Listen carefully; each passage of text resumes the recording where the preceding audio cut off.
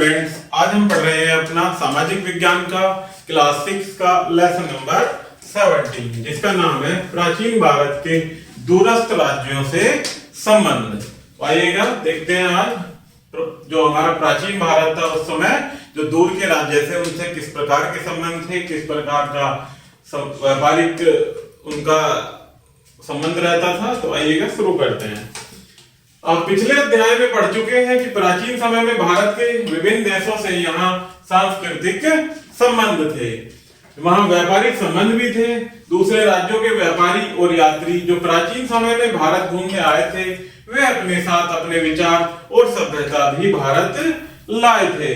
इस प्रकार भारतीय व्यापारी और धार्मिक मनुष्य विशेषकर बौद्ध धर्म ने भारतीय सभ्यता को दूसरे देशों में फैलाया था। आगे देखते हैं भारत के दक्षिणी पूर्वी एशिया से संबंध। दक्षिणी पूर्वी एशिया के बहुत से देश माननीय भारतीय सभ्यता से प्रभावित होने के कारण ये देश ग्रेटर इंडिया कहलाने लगे थे। क्या कहलाने लगे थे? Greater India. कई वर्षों तक इन देशों में संस्कृत और पाली मुख्य भाषा बनी रही। इन देशों में कुछ में संस्कृत में लिखे लेख मिलते हैं। आगे देखते हैं प्यारे बच्चों, बाली द्वीप समूह के मंदिर में हिंदू धार्मिक पुस्तकों के बहुत से लेख मिलते हैं। जावा जो कि आजकल इंडोनेशिया में एक शहर है में रामायण अभी तक सबसे प्रसिद्ध महाकाव्य है। भगवान बुद्ध और अन्य भगवान जैसे शिव, विष्णु और ब्रह्मा की मूर्तियां जावा में पाई गई हैं। जावा में स्थित बोरोबुदुर बौद्ध मंदिर एक प्रसिद्ध स्मारक है। संभवतः यह संसार का सबसे बड़ा स्मारक है। कौन सा? बोरोबुदुर का बौद्ध मंदिर संसार का सबसे बड़ा स्मारक है। कंबोडिया, कंबोज में अंकोर वाट मंदिर भगवान विष्णु को समर्पित है जो भारतीय कला और शिल्प कला का एक उदाहरण है और कंबोडिया से संबंधों का परिमाण है। चंपा में जो अब वियतनाम के नाम से जाना जाता है, चंपा क्या है? जो कि अब वियतनाम के नाम से जाना जाता है, जो कि एक देश है। दूसरी शताब्दी में हिंदू राज्य स्थापित हुआ। 100 संस्कृत लेखों से ज्यादा लेख इस क्षेत्र में अर्थात वियतनाम में पाए गए हैं। ब्रह्मदेव में जो म्यांमार के नाम से जाना जाता है वह आंध्र प्रदेश के लोगों के सबसे पहले बसने वाले थे। वे बौद्ध धर्म के हीनयान की शिक्षा का अनुसरण करते हैं। अशोक के काल में असंख्य उपदेशक म्यांमार गए थे। बौद्ध का आनंद मंदिर शिल्प कला का एक अनूठा उदाहरण है। भारत के मध्य और सुदूर पूर्वी एशिया के साथ संबंध। भारत मध्य एशिया के बीच उत्पत्ति और व्यापारिक संबंध थे। इस क्षेत्र में बौद्ध धर्म बहुत ही प्रसिद्ध हुआ और चीन और दूसरे पूर्वी एशिया देशों में भी फैला। अफगानिस्तान बौद्ध धर्म का और गांधार कला का केंद्र बना। बेमियान में बुद्ध की सबसे बड़ी मूर्ति बनी। भारतीय व्यापारी और बौद्ध भिक्षुओं ने अपना रास्ता तिब्बत में और उससे आगे कोरिया और जापान में पाया। चीन और पश्चिम एशिया के बीच व्यापारिक रास्ता मध्य एशिया से होकर गुजरता है। चीनी व्यापारियों ने लोहे की वस्तुएं, सिल्क, बर्तन और हाथ से बनी वस्तुएं बेची और बदले में चांदी और सोना पाया। बदले में क्या पाया? चांदी और सोना। भारतीयों ने कागज और रेशम बनाने की कला चीनी लोगों से सीखी। दूसरी तरफ चीनी लोगों ने कपास पैदा करना और बौद्ध चित्रकारी भारतीयों से सीखी। आप पहले पढ़ चुके हैं कि चीनी यात्री जैसे फायान और हेमसान बौद्ध ग्रंथ पढ़ने भारत आए थे।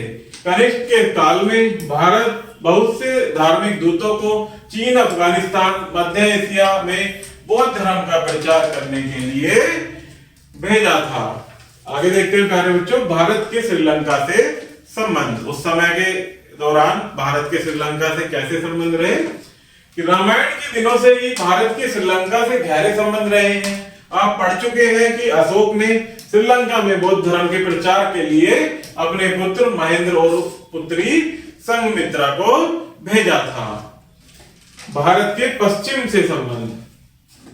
प्राचीन समय से ही भारत के संबंध पश्चिम में विशेषकर मेसोपोटामिया रोम और अरब के देशों से व्यापारिक और सभ्यता के रहे हैं। किस प्रकार के रहे हैं? व्यापारिक भी और सभ्यता के भी रहे हैं। यहाँ तक कि हड़प्पा सभ्यता के काल में खगोलविदों के अवशेष मिले हैं, जिससे पता चलता है कि हड़प्पा सभ्यता और मेसोपोटामिया के बीच सीधे व्यापारिक संबंध थे।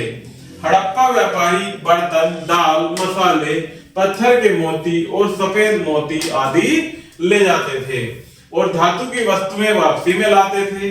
बाद में भारतीय वस्तुएं जैसे आभूषण, मसाले, इत्र, घुमावदार लकड़ी और हाथी दांत आदि का यूनान और रोम ले जाते थे। रोम सम्राट शेर, चीते, हाथी और भैंस जैसे जंगली पशु लाते थे, जो ये दर्शाता है कि उनके मनोरंजन का एक साधन था। रोमन महिलाएं बंदरों, तोते और मोर को पालतू बनाकर रखना पसंद करती थी। अरिकामेडो, जो कि तमिलनाडु का एक रोमन स्थान था, संगम साहित्य में रोमन को यवन कहा जाता था। रोमन को क्या कहा जाता था? यवन। जो भारत में बसे और हमारे समाज का हिस्सा बने। भारतीयों ने यूनान और रोमन में सोने के सिक्कों की ढलाई की कला सीखी थी। 7वीं और 8वीं शताब्दी में अरबों ने अपना इस्लाम साम्राज्य फैलाया, जैसे कि समुद्री और भूमि के रास्ते उनके अपने अधीन थे, इसलिए वे यूरोप और भारत के बीच एक कड़ी हुए। व्यापारिक संबंधों के अतिरिक्त अरबों ने दूसरे देशों में भारतीय विज्ञान, खगोल शास्त्र, औषधि निर्माण और गणित की विधि को सीखा और फैलाया। इसके साथ भारत के दर्शन और साहित्यिक कार्यों को अरबी और फारसी भाषा में अनुवाद किया। कौन कौन सी भाषा में? अरबी और फारसी भाषा में। इस्लाम के प्रचार के साथ अरब और भारत के बीच संबंध बढ़े। 712 ईस्वी से पहले ही अरब मुस्लिमों ने सिंध और मुल्तान जीतकर भारतीय तट बनाया। काफी संख्या में व्यापारी रहने के लिए भारत के पश्चिमी तटों की ओर बढ़े। इनमें से अधिकतर पश्चिम एशिया के अरब व्यापारियों द्वारा स्थापित किया गया। ये व्यापारी यहाँ रहे और लोगों के साथ मिले जुले। भारत के अफ्रीका के पूर्वी तट, इजिप्ट और ईरान से भी व्यापारिक संबंध रखते थे। बौद्ध धर्म को मानने वाले तिब्बत, चीन, श्रीलंका, कोरिया और जापान में बौद्ध धर्म का प्रचार करने के लिए बस गए थे। आगे प्यारे बच्चों, इसमें भी मुख्य बिंदु दिए गए हैं, जिन्हें आप और हम साथ में मिलकर पढ़ेंगे और आप इनको याद भी रखेंगे। जिसमें पहला पॉइंट है कि प्राचीन समय में भारत के दक्षिण पूर्वी एशिया के बहुत सारे देश मध्य एशिया, दूरस्थ एशिया और पश्चिम एशिया से व्यापारिक और सभ्यता के संबंध रखते थे। नेक्स्ट पॉइंट है, भारतीय सभ्यता के प्रभाव के कारण दक्षिण पूर्वी एशिया के कुछ देश ग्रेटर इंडिया के नाम से जाने जाते थे। इनमें से कुछ देशों में संस्कृत में लेख मिलते हैं। रामायण आज तक जावा का सबसे प्रसिद्ध महाकाव्य है। क्या है? रामायण प्रसिद्ध महाकाव्य है। जावा में बोरोबुदुर के बौद्ध मंदिर और कंबोडिया में अंकोर वाट मंदिर प्रसिद्ध है। दूसरी शताब्दी में चंपा, जो कि कहां पर है? वियतनाम में, एक हिंदू राज्य स्थापित हुआ था। नेक्स्ट है, म्यांमार का बौद्ध आनंद मंदिर शिल्प कला का अनूठा उदाहरण है। नेक्स्ट है, अफगानिस्तान बौद्ध धर्म और गांधार कला का बड़ा केंद्र बना। बेमियान में बुद्ध की सबसे बड़ी मूर्ति बनी हुई है। तो प्यारे बच्चों, इस प्रकार से हमारा ये लेसन यही समाप्त होता है। आशा करता हूं कि आपको यह वीडियो जरूर पसंद आई होगी। तो चैनल को लाइक एंड सब्सक्राइब जरूर कीजिएगा। धन्यवाद।